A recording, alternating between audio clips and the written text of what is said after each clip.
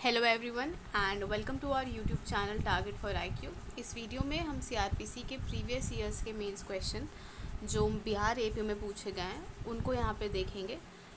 और ये दो क्वेश्चन आपको सॉल्व कराने का मेन ऑब्जेक्टिव ये है कि आपको एक राइटिंग पैटर्न पता हो कि मेंस एग्जामिनेशन में अगर आपका पहला मेंस है तो आपको पता हो कि किस तरीके से मेंस एग्जामिनेशन में लिखते हैं। और दूसरी इम्पॉर्टेंट चीज़ है कि ऐसा नहीं है कि एकदम आपको ऐसे ही लिखना है। अगर आप कोई दूसरा पैटर्न फॉलो करते हैं और आप उससे सेटिस्फाई हैं, आपको लगता है कि वो भी सही है, तो आप बिल्कुल उसको फॉलो कर सकते हैं, क्योंकि ये पर्सन टू पर्सन और एक्सपीरियंस पे डिपेंड करता है। ओके, तो ये दो क्वेश्चन है हम जो यहाँ पे देखेंगे। और ये सब्जेक्टिव क्वेश्चन है, यानी कि थ्योरेटिकल बेस्ड है। इसमें यहाँ पे हमने प्रॉब्लम बेस्ड नहीं लिया है। जो दूसरा वीडियो बनाएंगे उसमें हम प्रॉब्लम बेस्ड क्वेश्चन लाएंगे, क्योंकि बिहार एपीओ में मोस्टली अगर आप देखेंगे तो थ्योरेटिकल भी पूछे जाते हैं, but not only in Bihar APO, जो भी अदर स्टेट के एपीओ एग्जामिनेशंस होते हैं उसमें प्रॉब्लम बेस्ड जो है वो ज़्यादा होते हैं। ठीक है, तो हम नेक्स्ट वीडियो में प्रॉब्लम बेस्ड क्वेश्चंस को सॉल्व करेंगे, क्योंकि उनका अप्रोच जो है वो थोड़ा डिफरेंट होता है जो थ्योरेटिकल क्वेश्चन के कंपैरिजन में। तो यहाँ पे दो क्वेश्चंस हैं, दोनों आपके प्रीवियस ईयर्स में पूछे गए हैं सीआरपीसी में बिहार एपीओ के। तो पहला क्वेश्चन बहुत कॉमन है, इस तरीके के सवाल हर स्टेट में पूछे जाते हैं कि आपको डिस्टिंग्विश करना होता है। तो यहाँ पे आपको करना है कॉग्निजेबल और नॉन कॉग्निजेबल ऑफेंस में। तो आपको मतलब अब कोशिश हमेशा ये करनी होती है कि आपको स्टार्टिंग में कभी भी कहानी जैसी चीज़ें नहीं लिखनी चाहिए, क्योंकि वो पहला इंप्रेशन आपका आंसर का वहीं से आता है कि आपको कितनी नॉलेज है। तो इंट्रोडक्शन हमेशा बहुत ही रेलेवेंट होना चाहिए, एग्जैक्ट पिन पॉइंटेड होना चाहिए, क्योंकि वो एक पहला इंप्रेशन देता है एग्जामिनर के माइंड पे।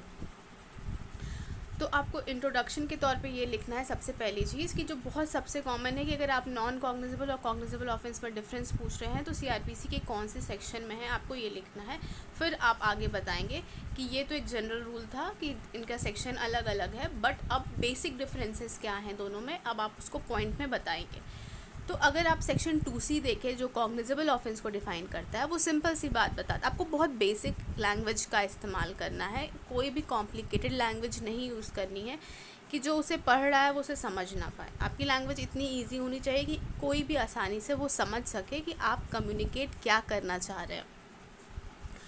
तो 2C के हिसाब से कॉग्निजेबल ऑफेंस वो होते हैं जिसमें पुलिस ऑफिसर बिना अरेस्ट के बिना वारंट के इन्वेस्टिगेशन या अरेस्ट कर सकता है। ठीक है, आप चाहे तो इसमें एक लाइन में सेक्शन 41 का भी रेफरेंस दे सकते हैं कि सेक्शन 41 से कॉग्निजेबल ऑफेंस के केसेस में पुलिस ऑफिसर को बिना वारंट के अरेस्ट करने की पावर मिलती है। बस आपको ज़्यादा डिटेल में नहीं लिखना है, क्योंकि ऐसे डिस्टिंग्विश करने वाले जो सवाल होते हैं वो मोस्टली शॉर्ट नोट्स में आते हैं। तो आपको टाइम का ध्यान रखना है, ऐसा ना हो कि एक आंसर लिखने के चक्कर में आपका एक आंसर मिस हो जाए। ठीक है, फिर 2L में आपका नॉन कॉग्निजेबल ऑफेंस है, जो बिल्कुल इसके अपोजिट है कि नॉन कॉग्निजेबल ऑफेंस में क्या होता है कि भाई पुलिस ऑफिसर बिना वारंट के अरेस्ट नहीं कर सकता है, ना ही इन्वेस्टिगेशन कर सकता है। ठीक है, अब अगर आप आईपीसी को पूरे तरीके से पढ़े तो एक जनरल कंक्लूजन निकलता है कि जो कॉग्निजेबल ऑफेंस है वो सीरियस ऑफेंसेस होते हैं। तो आपको ये जो टर्म्स होते हैं, ताकि एग्जामिनर तुरंत उसको देख के समझ ले, आपको हल्का सा जिस पेन से आप लिख रहे हैं, ऐसा नहीं है कि आपको 10 इंक उठाने की ज़रूरत है, जिस पेन से आप लिख रहे हैं आप तुरंत अंडरलाइन कर दें कि कॉग्निजेबल ऑफेंस को जनरली सीरियस ऑफेंस माना जाता है, और नॉन कॉग्निजेबल जो होते हैं वो कंपेरेटिवली जो होते हैं वो लेस सीरियस होते हैं। फिर आईपीसी को आप जब देखेंगे तो उसका जो कैटेगराइजेशन करने के बाद पता चलता है कि जो 3 इयर्स या 3 ईयर्स से ज़्यादा पनिशमेंट होती है वो कॉग्निजेबल ऑफेंस की कैटेगरी में आते हैं, और जो 3 साल से कम होती है वो नॉन कॉग्निजेबल की कैटेगरी में आते हैं। ठीक है, अब सबसे इम्पॉर्टेंट पॉइंट आता है कॉग्निजेबल ऑफेंस को लेके एफआईआर के रिस्पेक्ट में। तो एफआईआर हमेशा कॉग्निजेबल ऑफेंस के केस में ही दर्ज कराई जाती है, और ये आपका सेक्शन 154 में दिया है।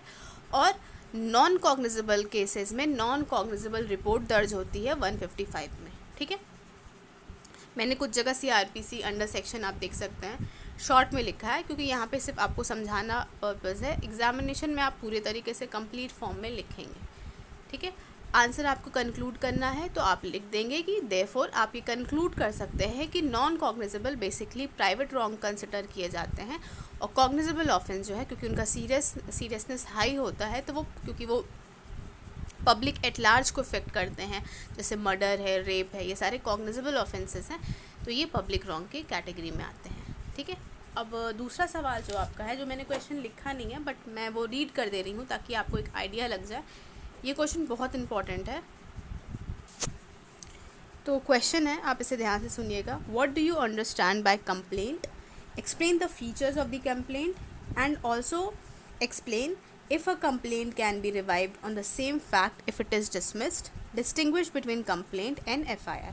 तो सबसे पहले आपको कंप्लेंट समझाना है, उसके फीचर्स समझाने हैं। फिर सेकंड पॉइंट ये है कि अगर एक बार कंप्लेंट डिसमिस हो गई है तो क्या सेम फैक्ट पे आप दूसरी कंप्लेंट दर्ज करा सकते हैं। फिर लास्ट में आपको FIR और कंप्लेंट में डिफरेंस करना है। ठीक है, तो कंप्लेंट आप सबसे पहले बताएंगे कि 2D में डिफाइन है। ठीक है, अब 2D का आपको एसेंशियल सीखना पड़ेगा कि कंप्लेंट हमेशा मैजिस्ट्रेट को की जाती है। ठीक है, क्योंकि FIR तो police officer incharge of police station को करते हैं। तो यही बेसिक डिफरेंस है। तो आपको पहले सिंपल लैंग्वेज में बताना है कि कंप्लेंट हमेशा मैजिस्ट्रेट को की जाती है। देन वो किसी भी फॉर्म में हो सकता है, you can give it in oral form और इन रिटन फॉर्म। ठीक है, अब बेसिकली यहाँ पे पर्पस क्या होता है कि हम क्यों कंप्लेन करते हैं। हम किसी पर्सन के अगेंस्ट एलिगेशन लगाते हैं मजिस्ट्रेट के पास जाके, ये सोच के कि मजिस्ट्रेट उस चीज़ पे फर्दर एक्शन लेगा। ठीक है, कि भाई इस पर्सन ने अगर ऑफेंस किया है तो इसके अगेंस्ट फर्दर प्रोसीडिंग स्टार्ट होनी चाहिए। कंप्लेंट में पुलिस रिपोर्ट नहीं आती है। ठीक है, फिर अगर आप 2D का एक्सप्लेनेशन पढ़ेंगे तो वो डीम्ड कंप्लेंट की बात करता है। अब ये डीम्ड कंप्लेंट क्या होता है ये आपको लिखना होगा, मैं आपको एक्सप्लेन कर देती हूँ। ठीक है, इसमें क्या होता है कि मान लीजिए अगर कॉग्निजेबल ऑफेंस समझ के पुलिस ऑफिसर ने इन्वेस्टिगेशन स्टार्ट कर दी। अब कॉग्निजेबल ऑफेंस में तो पुलिस ऑफिसर के पास कंप्लीट पावर है, बिना वारंट के वो इन्वेस्टिगेशन स्टार्ट कर सकता है। उसने इन्वेस्टिगेशन स्टार्ट कर दी और जब इन्वेस्टिगेशन ख़त्म हुई तो उसे पता चलता है कि ये नॉन कॉग्निजेबल ऑफेंस थी। तो अब वो जो रिपोर्ट तैयार करेगा, पुलिस रिपोर्ट, जब वो मजिस्ट्रेट के पास सबमिट करने जाता है तो मजिस्ट्रेट उस नॉन कॉग्निजेबल जो आपका फाइनल रिपोर्ट तैयार हुई है, जो पुलिस रिपोर्ट है, उसको एक कंप्लेंट के तौर पे ट्रीट करेगा और वो पुलिस ऑफिसर जिसने पुलिस रिपोर्ट सबमिट की है उसको एक कंप्लेनेंट के तौर पे मानेगा। इसी को कहते हैं डीम्ड कंप्लेंट।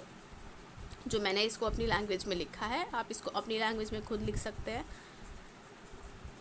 ओके, अब जो दूसरा पॉइंट आता है डिसमिसल ऑफ द कंप्लेंट। तो जनरल रूल ये है, अगर आप सेक्शन 203 पढ़े, एक बार मजिस्ट्रेट ने कंप्लेंट को वहाँ पे सेक्शन 200 में प्रॉपर एग्जामिनेशन के बाद अगर मजिस्ट्रेट को लगता है कि कोई भी फर्दर